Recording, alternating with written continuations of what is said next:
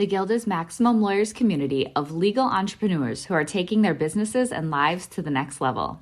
As a Guild member, you'll build relationships, be held accountable, and learn strategies specifically designed to get you unstuck and accelerate your plan for growth. Members are also granted exclusive access to masterminds hosted around the country. Our next event is coming up, and we're heading to Scottsdale, Arizona. There's something truly magical about the power of these in-person connections where real-time breakthroughs happen. Picture this. You're surrounded by like-minded law firm owners tackling your business and mindset challenges together. The energy is electric, the insights are transformative, and the results are game-changing. Investing in yourself is the best decision you'll ever make. The knowledge, strategies, and breakthroughs you'll gain are priceless assets that will supercharge your practice and propel you forward. Join the Guild and secure your ticket to Scottsdale at the best possible price by visiting maxlawevents.com. In today's episode, we're sharing a presentation from MaxLawCon 2022. Keep listening to hear Michael Urbina as we share his talk, Keep Your Star Players. You can also head to the Maximum Lawyer YouTube channel to watch the full video. Let's get to it. Run your law firm the right way. This is the Maximum Lawyer Podcast. Your hosts, Jim Hacking and Tyson Mutrux. Let's partner up and maximize your firm. Welcome to the show. If you haven't watched Ted Lasso, you totally should. Not just because it's hilarious, but because it actually has a lot to do with what I'm going to talk about today, which is essentially a football coach in the United States takes a job to be a soccer coach in England, even though he has no idea about it. But his approach works because essentially he engages and motivates the stars of the team to kind of, get to approach of working together and combine and, be all happy-go-lucky, So essentially what we're going to talk about today is keeping your stars. And based on everything that's happening right now in the, marketplace, everybody wants to talk about recruitment and how can I get people to work for me and how can I, fill these positions. But I think another big problem is that there is all these problems with people in the positions because people are losing individuals. And if you're losing your individuals, you're going to have to then go to the recruiting market. So the best way to not have to recruit is to keep the good people that you already have. And if you don't think that that's a problem, I can tell you right now that in the last couple of days, almost every conversation from lawyers, even, within this particular community is like, hey, so how do you try to hire people and recruit? And they're like, look at another law firm. Maybe someone is looking for a new opportunity. And you may want to think about stealing your competitor's associates. So how do you stop that from happening to you? That's essentially what we're going to talk about today. So briefly, these are part of my stars, okay, in our team, all right? 2 of them are here today. My wife is here today, and she's not in the picture. My bad. I should have totally added that. I'll probably pay for that later. So if anybody has extra room in their hotel room, please let me know, because I might need your help later, okay? But essentially, these are the people that have been with us for 5 years plus. And I trust them blindly in everything that they do. I don't second guess the things that they do. And it's because not only do I give them the room to be themselves, but I try to make sure that they're happy, that they have a good work-life balance. And everything that we're going to talk about today, I try to practice what we preach. So 3 critical keys to making sure that you keep your stars. You have to care about them. And I know that sounds like, oh, well, of course I have to care about them. But no. If you look at it, and I actually Googled this before we came, one of the biggest reasons why people started quitting their jobs was during the pandemic. Their quote was, my boss doesn't care about me, period. It wasn't necessarily that they were getting underpaid and whatnot. And if you're bored by my talk, you can actually Google it right now, and you'll see that the first thing that pops up says low pay, but all the other reports are like, the culture sucks, like my boss doesn't care about me. It's literally a bunch of other things that is not just pay. Sure, we'll talk about pay, and that's an important part of it, but there's a lot more to go than just if you're paying someone well enough or not. The other thing you have to think about is find out what they really care about. I have some of the stars that are here that are not really driven by money. They want more time off. They want flexibility. I have an employee that literally lived an hour from us, and the minute we were able to get a new location and she was able to cut her commute to 7 minutes, she was like, I don't care if you cut my pay as long as I can just be here. I'm happy with that. Instead, a lot of times we assume that's like, oh no, just pay them more, just pay them more. No, you have to really dig deep and find out exactly what it is that drives them, what it is that keeps them happy, you know? And the last thing is find out how they're most productive. And I think that's a key part also, because sometimes you have someone, a star, that is fantastic at their job. And you might think like, hey, this person might be a good fit for a different position or a higher position or a promotion. And then you move them up without necessarily gauging their interest or their ability. And I'm telling you from experience, we have one of our stars who is not here today, by the way, so that's why I'm going to talk about it. Essentially, we try to move her up into a different position, and that was not her thing. But we didn't actually address it with her. This was years ago. We didn't address it with her like, hey, we're thinking about doing this. How do you feel about it? Are you okay with it? Instead, we're just like, we love you, you're great, you're going to move up to this. And all of a sudden, her productivity just went way down because that was not her thing. So you can't try to fit, a square peg in a round hole if it doesn't work. So you have to really figure out what are their goals, what are they really motivated by. Maybe they like doing something menial, but that's crucial to what you need to do, okay? So just keep those things in mind. So we're gonna talk about 5 things that I think are very important to make sure that you keep your stars engaged in your firm. Like I said, we have to talk about salary. Why? Because at the end of the day, people need to live, right? And unfortunately, over the last couple of years, salaries requirements have gone up because there's more demand for people. All these other individuals, all these other firms are having to, fork out more money to be competitive. My proposal to you is that yes, salaries are important, getting paid is important, but that's not the only thing. So sometimes people are like, well, I don't have the cash to be able to pay this person all this money, That's fine. Then think about other things that you can offer that can compensate for the fact that you may not be able to pay someone high 6 figures or whatever the situation is. I will, however, encourage you to rethink what you think is the average salary, because a lot of times you have conversations with people and they're like, yeah, an average salary for an attorney start is like $45,000. I'm like, in 2000 maybe, but in 2022 it's not very different. Also, your market. We're in Atlanta. Very different situation versus, some towns in Texas, even here in Missouri. I was looking at it yesterday. It's very different. So you have to consider at least what's the average. You don't necessarily have to go above the average if you have a well-rounded package. Now, the other option is you can give bonuses, you can do incentive plans, you can actually engage them in your firm's goals and give them as an incentive. It's like, hey, we hit our goals, this is what you get. So you actually get them to buy into the program, and vice versa, you actually get them a little extra cash as you go. So meaning you win, they win, okay? The other thing is benefits. In 2022, if you don't have some type of benefits, you're gonna get a 1 star and people are gonna talk about the fact that you are either cheap or you're not really caring about your people or you're not genuine, okay? If you can't afford a super robust benefits package, that's fine.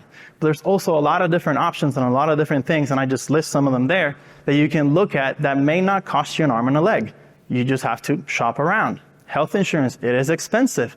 But we talked about it yesterday, actually. Some people like to give a stipend because they think it'll be better for them. The problem is that there's that feeling of security from the applicants that are like, I'd rather just get the health insurance versus the stipend because it just gives me that sense of security, and control over the situation. And unfortunately, let's face it, a lot of people, you give them a stipend, they're not gonna go buy health insurance, they'll go buy something else. They'll put it into their YouTube channel thinking that they're gonna be influencers and they won't pay for the health insurance. So you guiding them along that way creates, a certain level of security in them. 401ks, pension plans, those things are not as expensive as you think it might be. I was actually kind of shocked when we started shopping around looking. I was like, this is not that bad. It can be. You can find some people who will absolutely destroy your budget, but you can also find ways that it's something you can offer employees, keep them happy, and at the same time not necessarily break the bank and not have to create this insane payroll for yourself. PTO, expense accounts, and gas and things like that. There's an ongoing trend right now with unlimited PTO, right? And there's a lot of firms that are moving that way, a lot of businesses that are moving that way. I'm not saying that you have to do that, but a lot of times people are like, well, we give there's this nonprofit in Georgia that's like, you get 10 days PTO after a year of work. Nobody wants to wait a year to get 10 days off. You have to really reevaluate that because everyone is moving to give unlimited or some sense of extra PTO days. So you really have to think about whether your offering of PTO is competitive or not. We actually did something that I had no idea was going to work out this beautifully, but years ago for our attorneys, because we have to move around so much for courts, I was like, the firm will pay for your gas.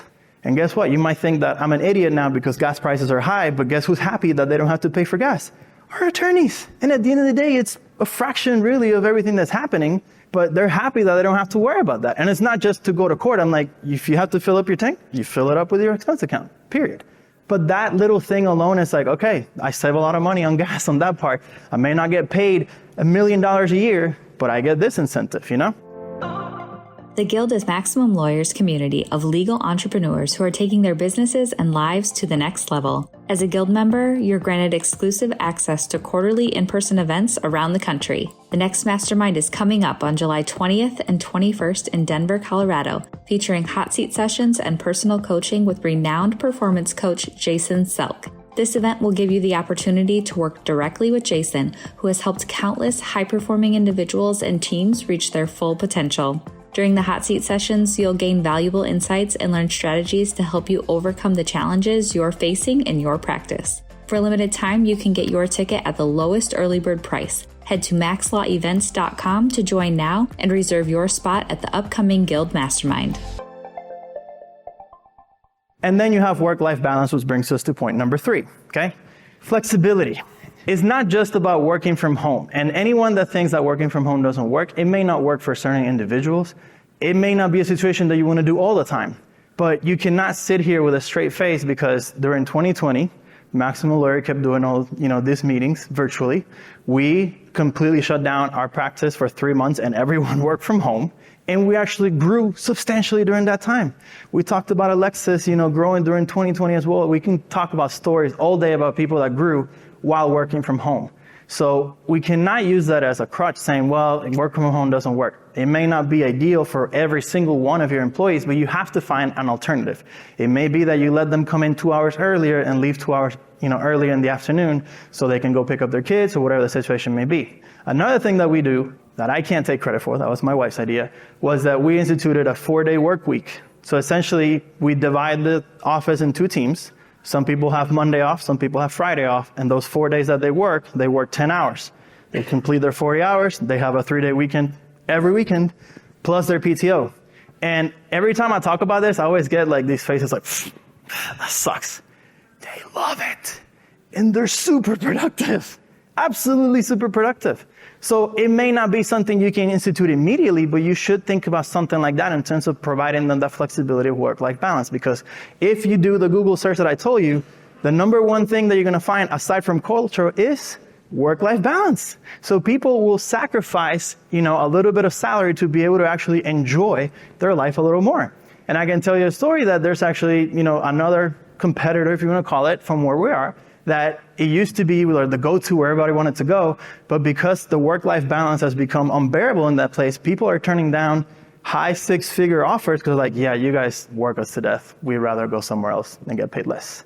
And some of those attorneys came to work with us. So because we provide something different, The other thing I want to talk about is creating a buying culture with your team. And once you offer those benefits, once you really rethink about being genuine about your work-life balance, how do you make sure that you maintain that buy-in from your team? Because it can't all be a give. There has to be some kind of, return in terms of how the firm is going forward. And what I'll challenge you is that you need to be brutally honest about everything. And I mean everything, think, as gross as it sounds, open kimono. You have to be super honest about where your firm is positioned, what all your goals are, and everything that is going on with regards to your firm. If you have a leadership team, like we do, we talk about this on a weekly basis as to where we're at. Are we hitting our revenue goals? Are we hitting our other goals? And that sounds terrifying, the fact that you're going to open your books and do a presentation about what went out in what. But think about it this way. If you don't give your team a roadmap as to why you're asking them to buy in to, hey, we should get more Google reviews. Hey, we should, I need you to make sure that we get those NPS scores in. Then if you don't tell them why that's important, if you don't show them why the firm will do better unless you open the kimono, to them it's just like, oh, my boss is just being greedy. Oh, I don't understand why I need to do this. You need to be like, this is the reality of the situation. Yeah, we're doing good. However, if you want to grow with us and continue to be provided opportunities to grow, this is where we need to go. But if you just tell them for the sake of telling them, it's like, hey, we need 400 Google reviews by the end of the year, why? They don't know that. They don't understand why that's important. So you need to be brutally honest, be open. And a lot of people think, well, they're going to leave. Not if you did everything else that we talked about, because you're being honest. You're not hiding the ball. And you're being generous in the way of what you try to offer them. So that creates loyalty. Involve them in key decisions. A lot of times people are like, hey, this and this is happening with such employee. What do you think? I'm like, I'll leave it up to you. If it's something that I don't feel super strong about, give them the opportunity to make decisions. Vice versa. If you're going to make decisions, like if we're going to change something in the firm, a system, a program, whatever, be like, hey, I'm thinking of doing this. What do you think? When we changed our SEO company and our marketing company, it's like, you guys, I'm thinking about doing this. What do you guys think about this? And sometimes they're going to give you value to make sure that you understand your position. But more importantly, they feel like they're a part of your firm and they buy in because you are valuing their opinion. They're not just a pawn or a cog in the whole situation, And again, the same thing is with our leadership team. They're here. They were here last year. It's not like I'm afraid like, oh, they're going to learn stuff. They're going to do their own thing. Why? If we can build it together and you're like super, like you legitimately mean what you say, there's no reason that, you should have that fear, okay? And the last point I wanted to make is personal and business relationship development. See, my wife is in this one, so I'm not totally in the doghouse, But you have to create, like I said at the beginning, a genuine relationship with your employees. You don't have to be best friends. That's not what I'm saying. But you have to create a situation where they feel comfortable with you, where if there's a problem that they have, that they honestly feel like, hey, I can talk to Michael about this and I know he'll understand X, Y, Z, And I'm not going to take anything personal. It's just a situation where you have to really address things as they go. And I also have a saying like, my parents run a business and they love to hire their friends to be, their workers. People feel different about that. I do. I have the opportunity that I don't believe in hiring family, but except for my wife, she comes to the firm, is the fact that there's nothing in the rule book that says that you cannot have, a friendship or a personal relationship with your employees after they become, your workers. And some of you may be making faces like, oh, that's a bad idea. Not really. Again, if you create that same level playing field, if you're open about your situation and you're open about yourself and you're truly genuine, there's really nothing. Now, don't go doing crazy illegal things that will get you sued, but, make sure that you try to be open and honest and provide a situation for them that they feel, like they can grow in your firm, that they have opportunities, and that more importantly, there's really not much out there that will be offered to them that will be different, or they may want to look for other opportunities, And if they do, you wish them well, because you never know, they might try to go somewhere else and come back in like a week, okay? The last thing, and I'm kind of jealous of Alexis that thought about putting a picture of Michael Scott, and I'm totally going to change some of the words here. So where it says, would I rather be feared or loved? Easy, both. I want people to be afraid of how much they love, and scratch the me, I would put my firm, okay? And that's all I got for you guys. Any questions, comments? Yeah. When you went to a 4-day work week, did you shift the hours so that they still work like 40 hours a week? So we did shift the hours. We went from doing a 9 to 5 to doing an 8 to 6, so they could do the 10 hours completely. The beautiful part of that additional was the fact that we actually had extended hours that we didn't have before, but we weren't overworking anyone. So everybody got an extra day, but the firm was open longer. Clients were happier. The firm was happier. It worked out. In terms of opening your books to your, I think you mentioned your leadership team, right? Do you do the same for your associates? For everybody. Or everybody? Everybody. Everybody. Gotcha. From me all the way down to the last person that joined the firm. And we don't do that like on a month to month. For the entire firm, we do like a end of the year retreat. We're like, this is where we ended up. This is where we're going to be next year.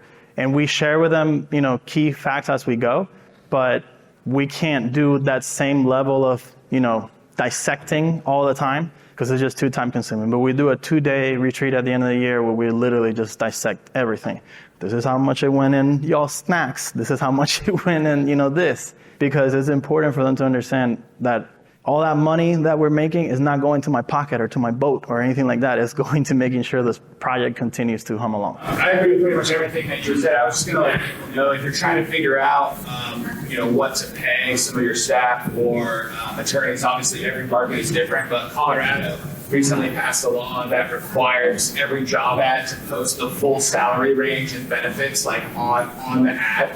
So if you go to like Indeed or any of them and look in the Colorado market, you can see what pretty much every firm is paying pretty much everybody, and then you can kind of try to adjust for your market. Yeah, I think that's critical because especially nowadays people don't like to post a range, but then sometimes you see people that do. They're like, I'm looking for an attorney. I'm looking to pay between $30,000 and $50,000 for 5 years of experience. And then they're like, I don't know why nobody's applying. Your ad. That's why. What kind of professional development do you do for your team? So we have a coach. She not only meets with me individually, she also meets with our leadership team. She is actually aware of everything that's happening within our firm. She gives us ideas of things that we can do with them as well. We do our own research and kind of between the leadership team, like designate like, hey, so we want to do this kind of, like every other month we'll do some kind of team building thing. They went cooking, like what was it called? Like team building with taste or something, and they all cooked meals and competed about it. I couldn't go because I had something else. But we did bowling. Like we always try to find things that align with our core values, but something that's fun for them and they understand that it has a purpose. So we do that at least every other month, aside from talking about goals and things like that. Yeah. So we use Ring Central, which you may or may not like it, hate it, whatever. For us, it works. We have different channels, obviously, just like Slack. I feel like it's a little bit easier because it connects to our phone system, and because we also have a hybrid team, we have substantially large overseas team that works virtually. It's easier for them to connect, and like they can pick up the calls and transfer them within the system. For us, it's working. I'm not complaining, and we're probably going to stick to it, but we just communicate everything through there. But we also have like a overall firm channel, and then we have like an in-person employees channel. So it's like when it's a message specifically for the people in-house, then we tell them. So we try to make sure that everybody gets constantly communicated everything that's happening. And if so-and-so is leaving, I mean, we just say it, hey, so-and-so no longer works with us, we wish them well. Like, don't hide it, just say it. Thank you, guys. Thanks for listening to the Maximum Lawyer Podcast. To stay in contact with your host and to access more content, go to MaximumLawyer.com. Have a great week and catch you next time.